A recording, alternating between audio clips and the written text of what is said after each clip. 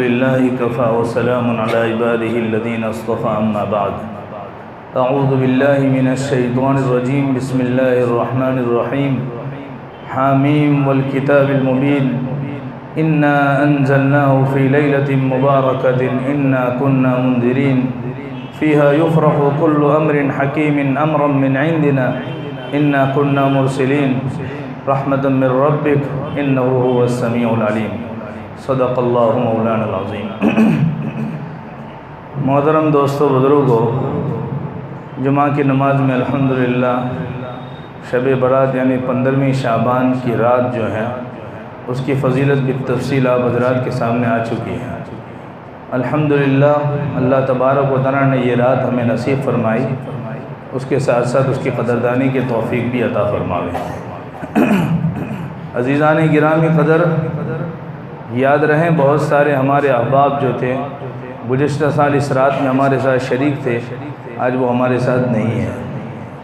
اس کی وجہ یہ تھی کہ گزشتہ جو 15ویں شعبان کی رات گزری اس میں ان کی مقدر میں موت لکھی جا چکی تھی، اور اللہ کا وہ فیصلہ جو اللہ تعالیٰ کر دیتے ہیں وہ ہو کر رہتا ہے۔ جب رب العالمین کی طرف سے کن کا فیصلہ ہو جاتا ہے تو پھر وہ فیکون ہو جاتا ہے۔ اللہ تبارک و تعالیٰ پتہ نہیں ہماری مقدر کی زندگی کے اندر آئندہ شب برات ہیں یا نہیں، وہ ہمیں پتہ نہیں ہے۔ اللہ کے فیصلے ہیں جو اس رات میں نازل ہوتے ہیں۔ علماء نے لکھا ہے کہ شب قدر کے اندر لوح محفوظ کے اندر سب کچھ ایک ساتھ لکھا جا چکا، اس رات کے اندر وہ احکام وہاں سے فرشتوں کے حوالے کیے جاتے ہیں اور اس رات کے اندر اتارے جاتے ہیں۔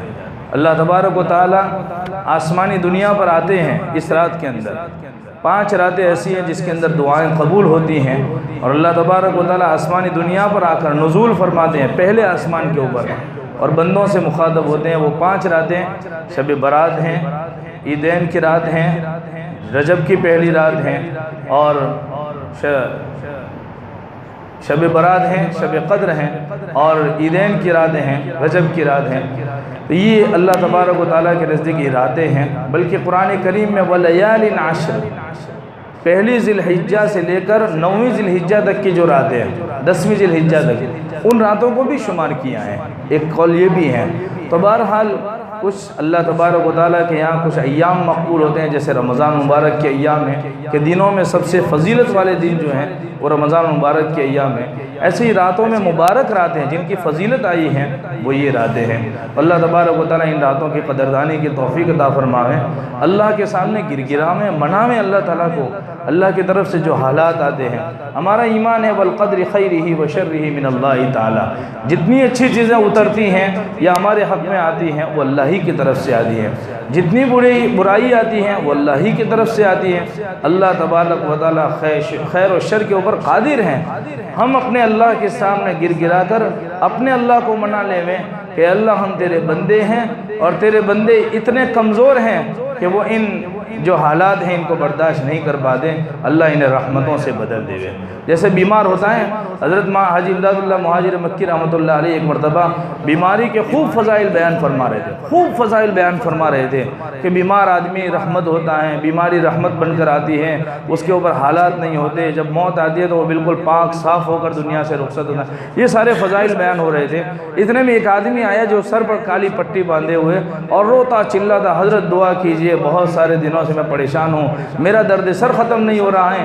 اب حاجی صاحب کے سامنے بہت سارے، حضرت گنگوئی رحمۃ اللہ جیسا قطب الارشاد، اتنا بڑا عالم دین جو ہندوستان کے مائے ناز ہستی گزری ہیں، وہ حضرت بھی بیٹھے ہوئے ہیں۔ اب وہ سب یعنی سوچ میں پڑ گئے، حاجی صاحب اب کیا کریں گے؟ حاجی صاحب رحمۃ اللہ علیہ، حاجی امداد اللہ مہاجر مکی نے ہاتھ اٹھائے اللہ کے سامنے اور اللہ سے کہا، یا اللہ واقعتاً بیماری تیری نعمت ہے اور تیری طرف سے رحمت بن کر آتی ہے، لیکن یہ بندہ جو ہے وہ کمزور ہے، وہ تیری اس نعمت کو برداشت نہیں کر پاتا، اس کے لیے صحت والی نعمت سے اسے بدل دیجئے۔ ہم بھی اپنے اللہ کے سامنے ہاتھ اٹھائیں اور اللہ کے سامنے کہیں، یا اللہ یہ حالات جو ہیں وہ تیری طرف سے چاہے ہمارے اوپر آتے ہیں، تاکہ ہم تیری طرف متوجہ ہوں۔ یا اللہ ہم ان حالات کو برداشت نہیں کر پاتے، اللہ تعالیٰ اسے امن میں بدل دے، انہیں سکون کے اندر بدل دیجئے، ہمارے حالات کو درست فرما دیجئے، ہمارے حق میں خیر کے فیصلے فرما دیجئے۔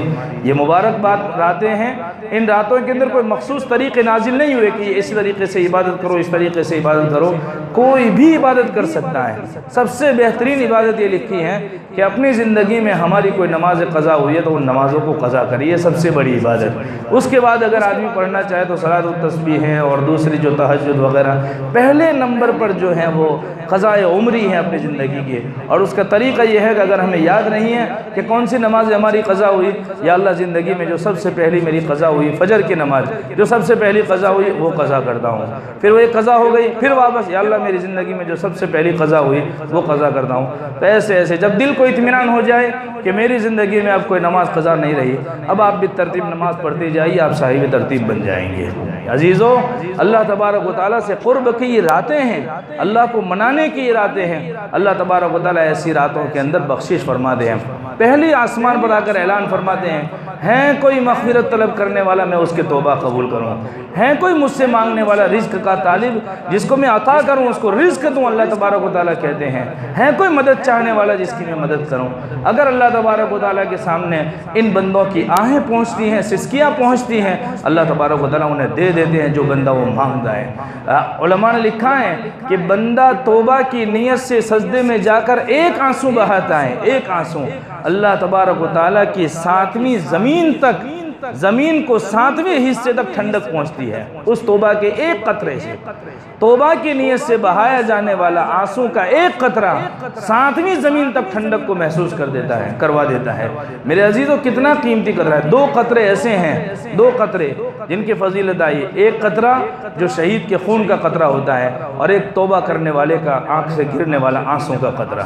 ان قطروں کی اللہ کے یہاں قدر ہوتی ہے میرے عزیزو، اس لیے اللہ کے سامنے گر گراؤں ہے، توبہ کی نیت سے گر گراؤں ہے۔ حضرت مولانا رومی رحمۃ اللہ نے فرمایا، باز آ ہر آنچ ہستی، باز آ گر کافر و گبر و بت پرستی، باز آ این درگاہ ماں درگاہ نا امیدی نیست، صد بار اگر توبہ شکستی، باز آ۔ اللہ تعالیٰ فرماتے ہیں میرے بندے میرے پاس آ جا، 100 مرتبہ بھی توبہ توڑ کر آئے گا میں تجھے بخش دوں گا، میرے یہاں نا امیدی نام کی کوئی چیز نہیں ہے۔ اس لیے اللہ تعالیٰ نے فیصلہ کر دیا قرآن میں، قُلْ يَا عِبَادِيَ الَّذِينَ أَسْرَفُوا عَلَىٰ أَنفُسِهِمْ لَا تَقْنَطُوا مِن رَحْمَةِ اللَّهِ۔ اللہ تعالیٰ کہتے ہیں اے میرے حبیب کہہ دیجئے میرے ان بندوں سے جنہوں نے اپنی جانوں کے اوپر زیادتی کر رکھی ہے، ان سے کہہ دیجئے کہ اللہ کی رحمت سے مایوس نہ ہو۔ اللہ تعالیٰ خود کہتے ہیں کہ میری رحمت سے مایوس نہ ہو۔ مایوسی کفر تک پہنچا دیتی ہے، مایوسی گناہوں سے، اللہ کی رحمت سے مایوسی یہ کفر تک پہنچا دیتی ہے انسان کو۔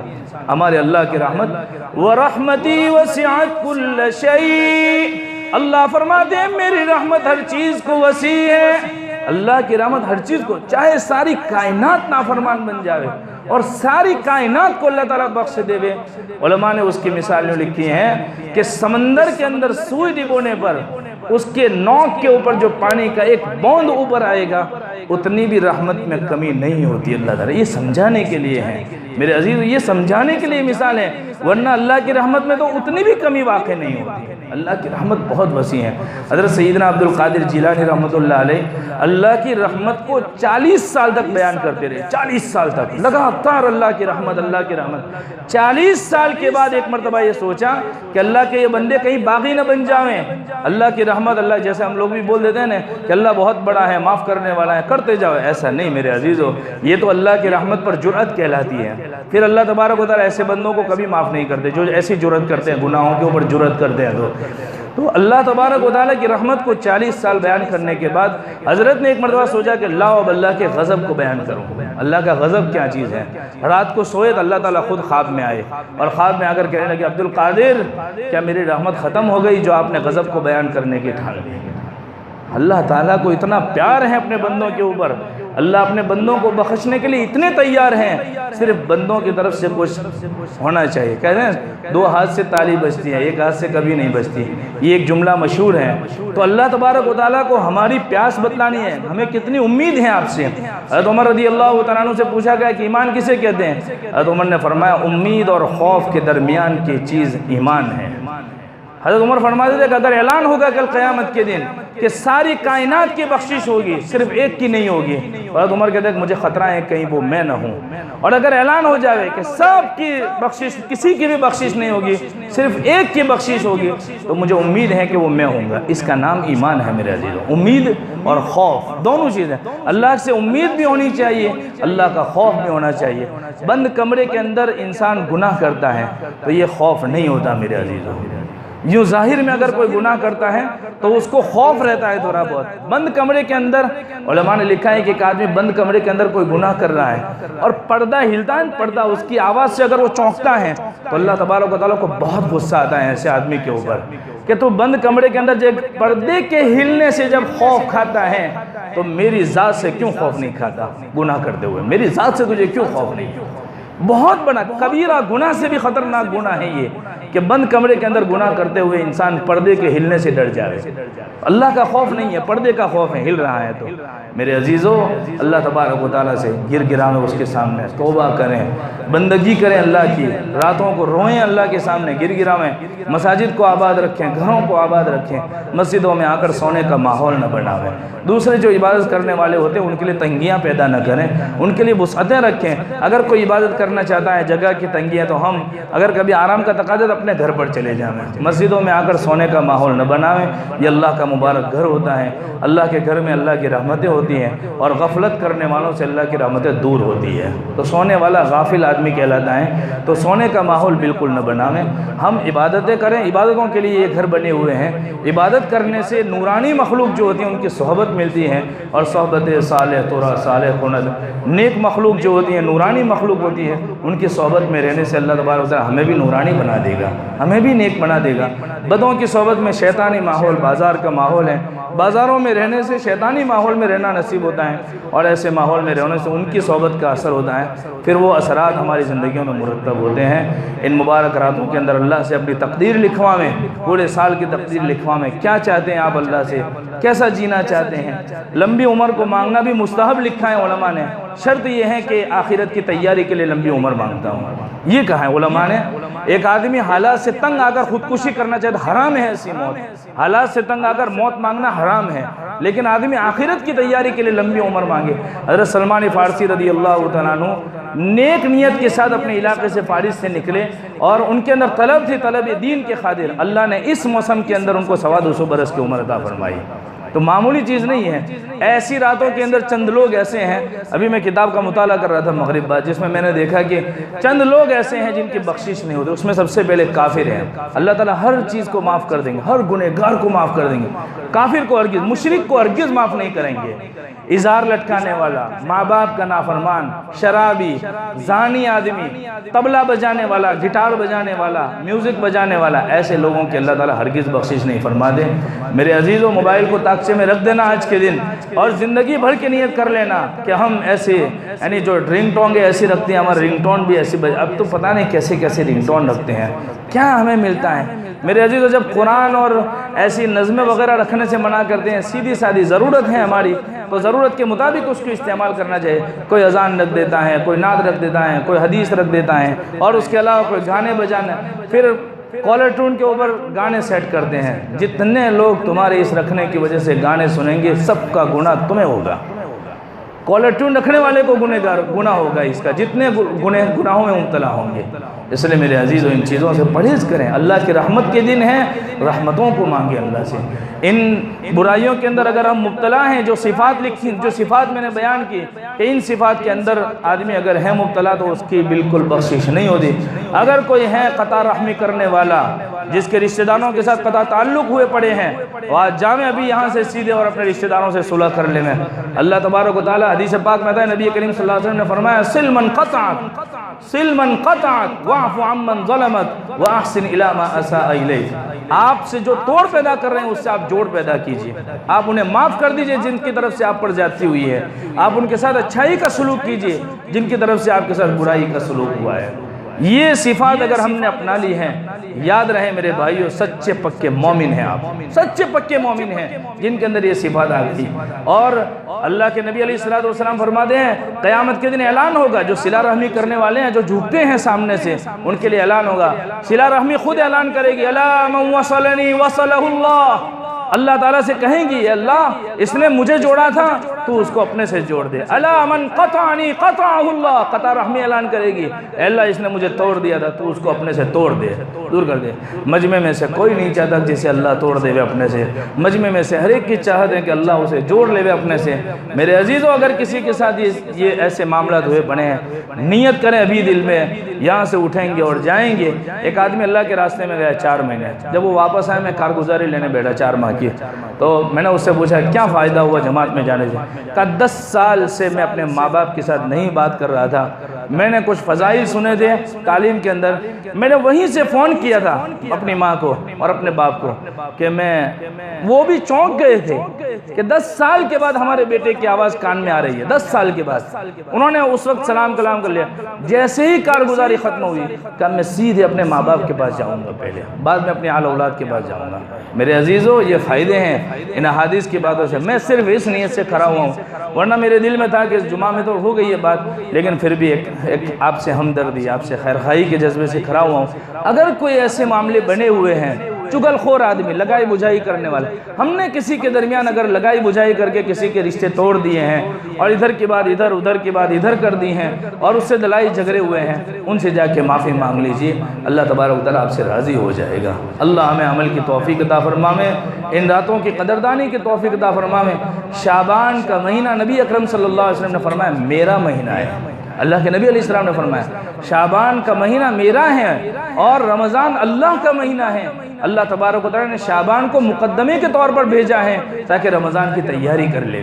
رمضان کو رمضان اسی لیے کہا جاتا ہے کہ اس کے اندر جلا دیا جاتا ہے، یعنی سارے گناہوں کو جلا دیا جاتا ہے۔ یہ راتیں ایسی ہیں جس میں بنو کلب کے بکریوں کے بالوں کے برابر اللہ تعالیٰ بخشش فرما دیں۔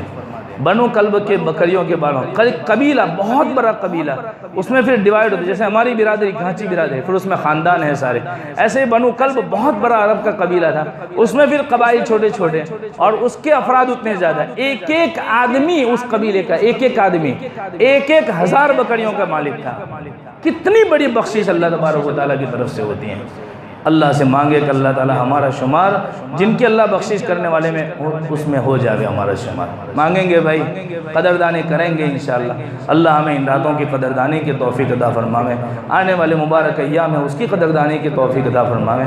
ساتھ میں ایک مختصر اعلان، بھائی ہماری مسجد ہے، اللہ کا گھر ہے، جیسے ہم اپنی ضروریات اپنی زندگی سے جوڑے ہوئے ہیں اور اس کو ہم نے دلوں پر لیا ہے کہ یہ ہماری ضروریات ہیں، اس کے بارے میں ہم فکر مند رہتے ہیں۔ اللہ کا گھر ہے، اس کی ضروریات بھی ہمارے ذمہ ہیں۔ اللہ کے گھر کی ضروریات پورے کرنے میں اگر ہمارا 1 روپیہ لگ گیا، یاد رہے میرے بھائیو، جنت میں ایک محل تعمیر ہو جائے گا آپ کے لیے، ایک محل۔ معمولی اللہ کی نسبت پر خرچ کرنے سے جب اتنے بڑے وعدے ہیں اللہ تعالیٰ کی طرف سے، میرے بھائیو اللہ تعالیٰ اس خرچ کرنے پر بے حساب دے گا، بے حساب۔ جس کو اللہ تعالیٰ بے حساب کہہ دے اس کا کوئی نتیجہ آخر میں کوئی گنتی نہیں ہوتی جس کو اللہ بے حساب کہہ دے۔ تو آپ سب چاہتے ہیں کہ ہمیں بھی بے حساب ملے، مجمع کا ہر فرد یہ نیت کر لیں کہ مجھے اپنا حصہ ضرور ڈال کے جانا ہے، انشاءاللہ اللہ تبارک و تعالیٰ خیر کے معاملے فرمائیں گے۔ وآخر دعوانا الحمدللہ رب العالمین، اللہم انت السلام و منک السلام، تبارک یا ذا الجلال والاکرام۔